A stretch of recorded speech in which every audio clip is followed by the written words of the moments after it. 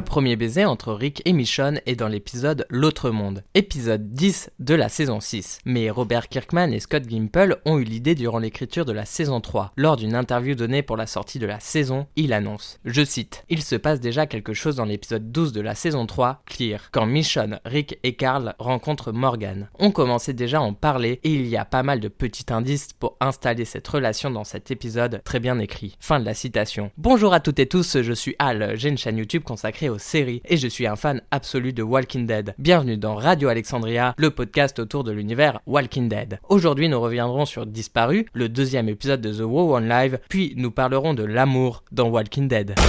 Pour cette première partie du podcast, voici mon avis sur Disparu, l'épisode 2. L'épisode est juste incroyable, bien mieux réussi que le premier épisode, bien construit et surprenant car on découvre Michonne à la recherche de Rick, leur retrouvailles et ses premiers jours au CRM. Surprenant car je m'attendais personnellement à retrouver les recherches de Michonne durant tout l'épisode, mais au final elle retrouve Rick à la moitié de celui-ci, et surprenant car ils ne fuient pas ensemble et elle aussi se retrouve au final prisonnière du CRM. J'ai adoré découvrir, même si c'est très rapide, une nouvelle communauté qui cette fois-ci est itinérante. C'est vraiment une attente que j'avais depuis des années et qu'on découvre enfin. Jusqu'à aujourd'hui, la seule communauté itinérante dans l'univers Walking Dead, c'est dans le roman spin-off du comics. On a aussi de gros questionnements sur la morale des communautés. Par exemple, la fameuse communauté itinérante aide Michonne. Elle semble une communauté amicale, mais à son côté sombre, car laisse mourir ses membres assez facilement. C'est une thématique phare de Walking Dead, qui est ici bien amenée, et je pense aura son utilité quand nous explorerons plus le CRM. Les personnages secondaires, ceux qui accompagnent Michonne, sont bien mieux construits que les personnages secondaires de l'épisode 1. On s'attache très vite à eux, même si leur fin va être d'autant plus tragique. Et honnêtement, s'attacher en 20 minutes à 3 personnages secondaires, c'est incroyable. Nat est déjà un personnage culte de Walking Dead avec seulement 20 minutes de présence dans la série. L'épisode est plus compréhensif sur la temporalité. On commence 6 ans après le pont. Puis, Michonne se retrouve malade à cause d'une attaque chimique du CRM. Elle se retrouve enfermée avec Nat dans un lieu durant plusieurs années, jusqu'au fameux présent, le même présent qu'on a dans l'épisode 1. Beaucoup mieux réussi et poétique sur ce temps qui passe, avec ce plan sur une fenêtre qui se répète, avec les saisons qui passent petit à petit, et Michonne qui se remet de son infection avec le temps. La manière dont Michonne croise pour la première fois la route du CRM par hasard est réaliste, car maintenant on connaît la puissance du CRM. Puis des années après, en voyant une nouvelle fois un hélicoptère, elle tente de se venger et de se protéger, ce qui est ultra compréhensible au vu des pertes et des années qu'elle vient de vivre à cause de la première attaque du CRM au gaz. Et la scène d'action est totalement folle, en plus le tout rend la rencontre entre Rick et Michonne vraisemblable. La fin de l'épisode, c'est les premiers jours au CRM pour Michonne. Cela m'a surpris, à la fin de l'épisode 1 je pensais qu'ils allaient tenter de s'enfuir ensemble, mais Rick prend les choses en main et décide qu'ils se rendent tous les deux au CRM.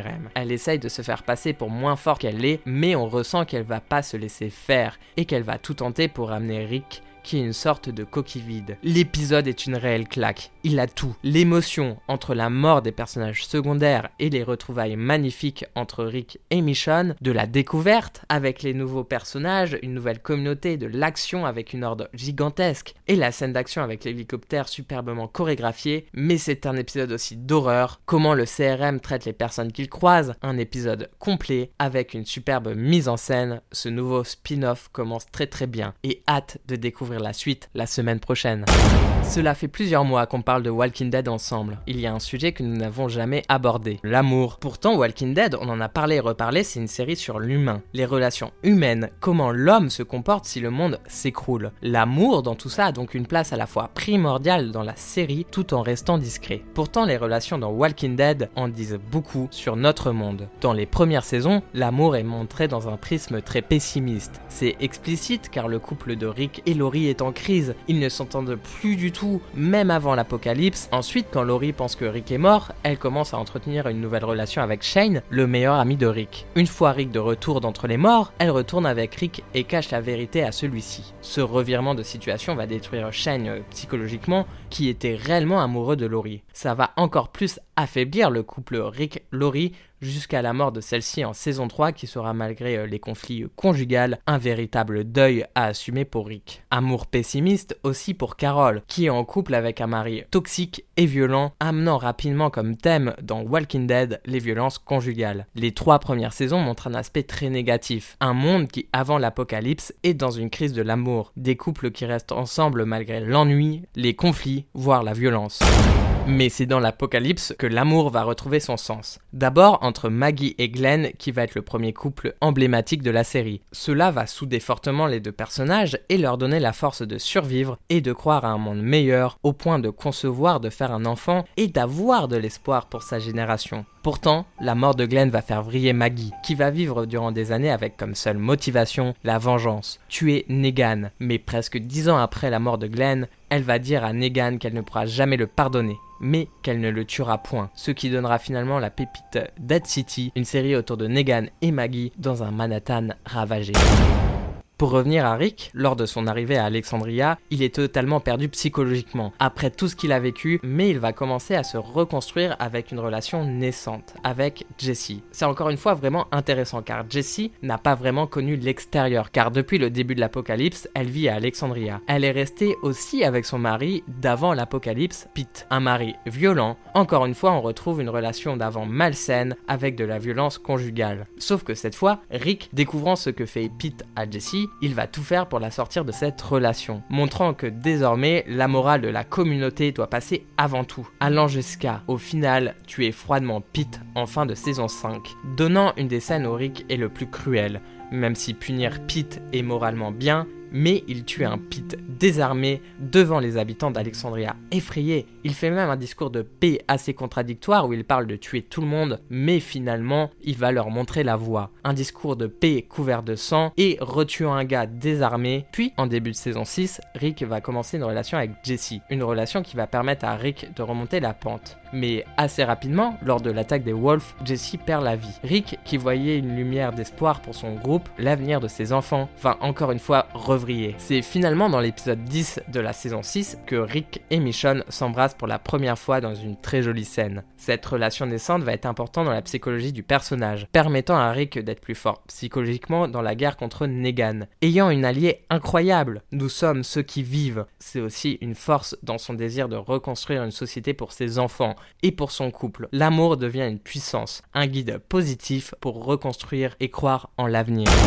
D'ailleurs, c'est dans l'amour qu'on peut voir la morale des personnages. Le terrible Negan, qui est à la fois l'ennemi et le miroir de Rick, a lui une vision plus chaotique de l'amour, entretenant un harem de femmes qui n'ont pas le choix d'être avec lui. Et on comprend que c'est à cause de la perte de son ex-femme, Lucille, qu'il va vriller pour devenir le Negan qu'on connaît, car avec Lucille, Negan était un homme bon et prévenant. Mais quand elle meurt, c'est là qu'il prend des décisions qui l'amènent à être ce leader cruel. L'amour dans Walking Dead montre le véritable cœur de nos personnages, mais l'amour est incertain, dangereux, car le perdre, c'est perdre son âme. Et c'est pourquoi la perte de Michonne est fatale à Rick. Ce qu'on découvre dans l'épisode 1 de The One Who Live, c'est où Rick, des années après le pont, devient une coquille vide, perdant toute force de caractère, et au fil des années, perdant espoir.